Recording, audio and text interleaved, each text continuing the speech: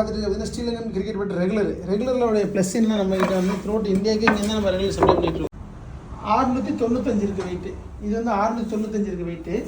அடுத்து பார்த்தீங்கன்னா இது வந்து பார்த்தீங்கன்னா உங்களுக்கு வந்து 670 இந்த வெயிட்டு. இது பார்த்தீங்கன்னா எல்லாமே ஒரே மாதிரி தான் இருக்கும் சைஸு. இது வந்து பார்த்தீங்கன்னா உங்களுக்கு வந்து 1 கிலோவில் வச்சுருக்கோம்.